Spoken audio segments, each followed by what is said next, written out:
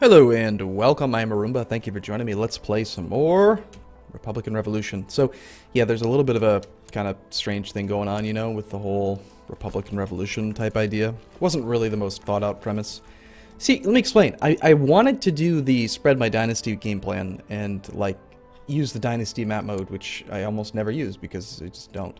But, like, see how Carling is, like, everywhere. Even though Carling is multiple independent leaders, Carling is like everywhere. I want that. I wanted to do that, but I also thought it'd be cool to do as a republic. But the problem is that, you know, if you do that as a republic, then you just end up having competing republics to fight against, and that's silly. So we're going to probably reserve the whole dynasty spreading thing for a separate playthrough where we'll play as a king or duke or count or whatever. But this one, I guess, I don't know, we'll just keep on trying to play as a republic until it's not fun, which is probably going to be a while because I'm having fun with it. So I'm going to let the Jews stick around for now. Do we care about the Amalfitan Peasant Revolt? Not really. Not at war with them. This is all retinue, right? Don't disband it. Yeah, and so for some reason we're independent. Again, that happened, so that's nice. Can we try to kill King Lothair the Great? We're currently trying to kill the Doge of Amalfi. We could bribe some courtier. Nah, I just think we'll just wait. Peasant revolt might even kill him, who knows? Peasant rabble. Rabble. Could happen. Alright, so we're doing okay though. I mean, we got 120, or sorry, 200 gold a year in income. Retinue upkeep's quite high, so you gotta reinforce. We're pretty far away from being fully reinforced. Those archers are going to take a while. 4.1 thousand out of 6,000 potential, so fortunately they're not that expensive. And I got some feedback. People are saying things like, oh, why you only make skirmishers. Yes, I do. that's true. That's what I'm going to make. I'm going to keep doing it too. And I'll give you my reasoning, okay? I've given it before, but I'll do it again. They're the best. Like, the only retinue that I would take over a skirmish retinue is the longbow retinue, because they give you 500 archers for 500 cap. This gives you 500 troops for 600 cap. And there's just so many advantages to having more troops. It prevents factions. It prevents other people from declaring war on you. It prevents well, peasant rebellions and anything from really causing much threat.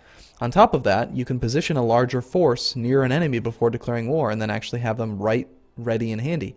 On top of that, typically, if you're going to do a blitzkrieg type strategy against an enemy, what you want to do is shock and awe. You want to just come in and kill them as quickly as possible.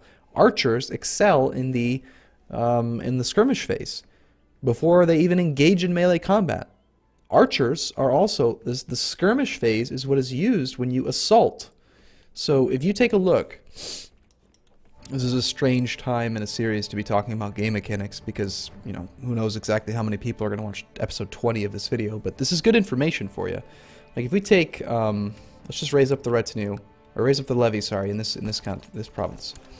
And we'll look at the troop types, right? So we don't have any horse archers, we don't have any heavy cav. But look at the values. Values and phases: skirmish, melee, pursue. Attack values. Okay, so if you're going to do an assault, there's 3 values on every unit: the skirmish value, the melee value, and the pursue value. Skirmish is used in skirmish phase, melee is used in melee phase, pursue is used in the pursuit phase. So assaults are tied to the skirmish phase. So would you rather have light infantry with an attack value of 1 in the skirmish phase, pikemen with an attack value of 0.1 in the skirmish phase, heavy infantry with 0.2, light cavalry with 1.5, or 5.1? Which one's better for assaulting? I mean, come on, it's obvious. So the reason why I only make skirmish retinue is they're the best in multiple ways. Anyway, a little rant there for you. Meanwhile, let's make our Grand Outer Brave. We're infirm in 57. We are going to give up control to the Chiaramonti this election, because I actually do want them to win, just so that he's actually pretty okay with us, even though we left the Republic, or left the Empire. Just so that we can take over one of these trade posts here and try to connect our 2 zones. Let's go back up to like speed 5 though. Oh, we have room for another trade post right now. Seems like a reasonable thing to do then. Let's try to improve relations with, yep, that's what she was doing already. I have a kinswoman that needs to be educated all over again. No, just make him a spy mastery type woman. Seems fine. We could expel some Jews, get some money. Oh no, we lost our nephew. He died of poor health at the age of 43. What a pansy. Well, I suppose in this case, then, we'll go ahead and make this guy Chancellor, since, you know, he's not very good, but none of them are really all that good, and this guy will be happier with us, and he is a landed person, so seems fine. You don't always have to have the absolute highest value. Of course, then my nephew's going to come in and say, let me do it! No. I'm not going to. And my kinsman became a Midas touch. Let's see, we got to find our little search all for women who are not in prison, who are not married, not rulers. Yes. Any. Yes. No. And I guess we'll just sort by age. Yeah, we're just really still just looking for congenital stuff. What I really want, if we think about it, let's take it to the next level. We've been trying to get lustful because we want lots of people in our family. But what would be even better than just lustful would be if we could get an entire dynasty of really, really long-living characters. Like strong. We want strong in the family. So let's just prioritize... Oh, wait a minute. A lustful gray eminence. That is like too good to pass up. Or is it? Let's just see if there's a strong character. Quick. Quick doesn't improve health, though. I mean, it's a good trade. It's just it doesn't make them live any longer. On average. Lustful gray eminence genius. It's 23. Alright, fine. We'll go with her. No! Oh, it's your lover. Well, that's annoying. Of course you take the lustful gray eminence genius for yourself. Kinky. We're not finding any strong women. Let's maybe sort by stewardship. Or, sorry, marshal. I can't talk today. I just make mistakes all the time. Statistically more likely to find the strong. There aren't any. Oh, there is a strong bastard Midas touched. She's a bit depressed. She's not too old. I mean, she can make babies. Here, go ahead. Let's try to bring some strong into the family. Strong geniuses, all of them. Better late than never. Sweet. Okay, so do we want to build another trade post right now? I think the answer is definitely yes. We lost a guy, but then that guy just came of age, so we have 22 trade post limits. Now, he's going to be... Actually, he's kind of okay. Kind of okay with us. I'd like to connect these sea zones, just so that these trade posts can make more money.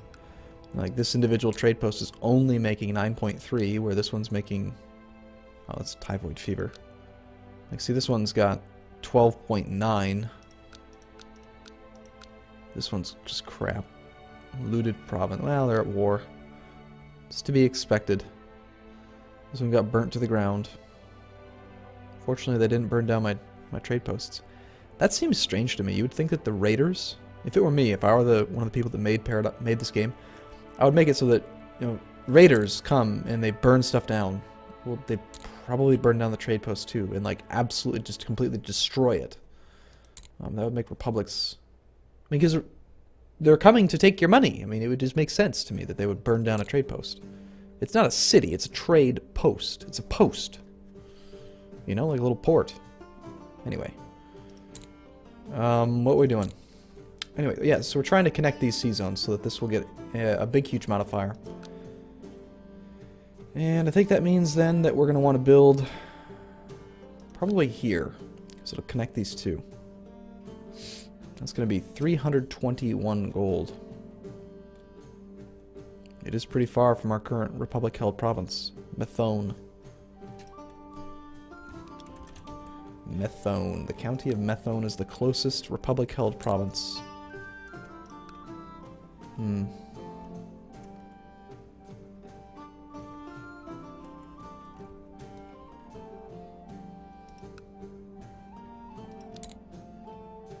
I don't like the idea of having to spend that much money, but I guess it is what it is. We save up another 50 gold and we build another one right there. The other thing we could do is try to improve relations with this guy. We're not going to send him 200 gold. Hey, we got another one. Alright, well, we know the drill. Search all. And 62-year-old strong woman. A bit too young, a bit too old. This is one of the things that it bothers me so. Every time we do this, every time I get into this position, I feel like complaining about it again. This is just a glorified Excel data sheet. That's all that this is. It's got an interface to it, yes, but it's this information. The very fact that I can sort by diplomacy, martial, stewardship, it's just a table of data. Please, for the love of God, put something at the top where I can specify max age, minimum age. Why can't I do that? Why can't I just... Or even just make it a checkbox, like inbreedable range, like women that aren't over 45. Like, I don't care about an 89-year-old woman. Why? I'm about to rage. I mean, oh yeah, calm down. I have one more thing to say. The game has been out for 2 years now. You would think that something as simple as that would make it into the game from a user interface standpoint. Present the information in the most usable way to the player. It's not fun to have to search. That's not what makes the game fun. What makes the game fun is interacting with characters and having history and things change and be different and random and all that. That's all there. But slowing down the rate of gameplay by making me look through a big dumb list. Oh, look, a genius, but she's 46. What? I give up. Strong 65-year-old. There we go. Another one. Don't even get me started on sorting by traits. That'd be even better. Restrict. Strong only. There are actually programs that you can use that are capable of like searching through your save file and then presenting you with a list of the names of characters, and then you can actually kind of, as a workaround, you can use this search name filter, and then you can find them by name, but I don't like the fact that it's a workaround. Oh, hey, thanks for making him dislike me but right before I build my trade post. That was perfect. We had enough money, now we don't.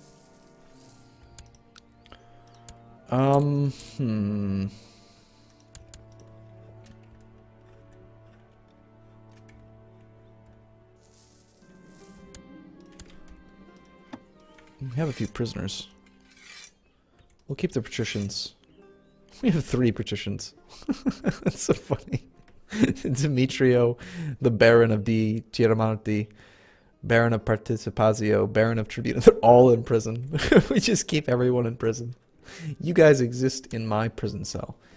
Although, if we allow the other guy to become the next one, then we will no longer be the liege, and they will either be released or they will become underneath him, and then he'll just release them. So we should probably ransom them back, take the money. Wouldn't it be hilarious if you could just banish them? Just banish the patrician, take all of their money. That would be great. We could execute them, but that's tyrannical. Now we're going to ransom them. Give us 75 gold. Hey, you and Basilius Iustinos III of Byzantine Empire aren't exactly on the best of terms.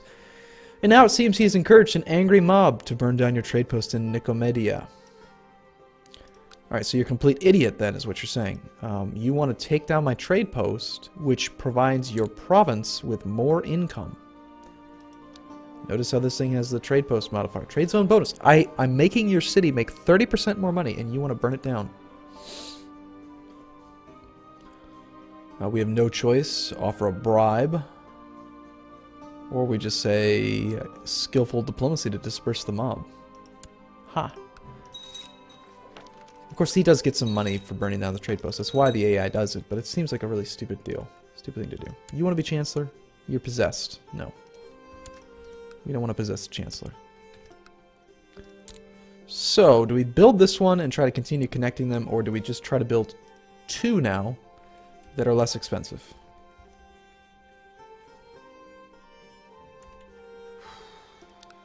Well, I think we try to build 2 that are less expensive. Oh god, that one's expensive. Here we go, 170.